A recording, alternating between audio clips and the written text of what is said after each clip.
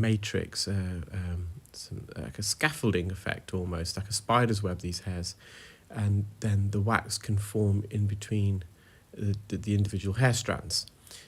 The other potential reason is that if you're using cotton buds, for example, you're scraping in the ear and these hairs are getting pulled out from the follicles, and you're then further pushing them through.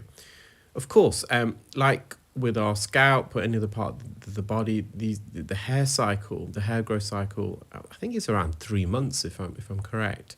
So these hairs do have the potential of falling out naturally, but because they are near the entrance of the ear canal, when you see this amount of wax, it can't just be that these hairs are simply fallen out of the ear and they've made their way to the eardrum. This is most certainly being pushed in or sometimes propelled in with water. A lot of people now, especially in the UK, because it's extremely difficult to visit the GP, and even if you are able to, through no fault of their own, GPs no longer offer, most GPs should I say, no longer offer earwax removal services, and that's for several reasons, but in part because they don't actually receive the funding.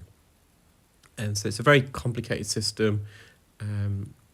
So for that reason, a lot of patients are now, the first port of call is to go to the pharmacy, get some earwax drops to soften the wax, and then they can buy over-the-counter bulb or flared syringes to try to flush the wax out. Do I recommend that? No, but do I understand why people do it? Of course, because if you've got a blocked ear and you want to clean your ear, and you've got these DIY kits on the shelf, one would assume that they're safe and effective, and for some people it can be effective, but there is many potential risks when you use over-the-counter products like that, which we'll come on to in a moment. Now you can see I just introduced the forceps for the first time. It's still difficult for me to judge exactly where the eardrum is because we've still got this layer of wax and hairs. So I took a few hairs out. I'm going back in with the sucker just to reveal the eardrum. And once the eardrum's revealed, I'll be more comfortable using the forceps to try and remove the remainder of the hairs. So it's almost like a nest, a haystack almost, these hairs together. I can feel it wanting to come away in a large plaque almost. When I was moving that sucker, I could feel, physically feel these hair fibers, loose hair strands moving together. Because they're all coagulated now, they're all more or less stuck together because of the wax, filling up the gaps in between the individual hair strands. Again, here I can feel that these hairs want to come out as a whole, as a flock of hair. That's the word I was looking for.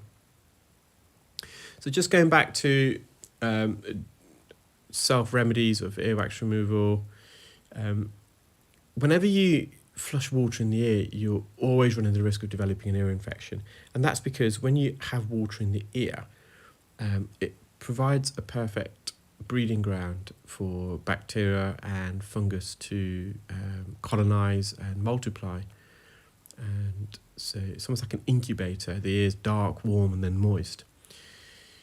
Also, water in the ear can lead to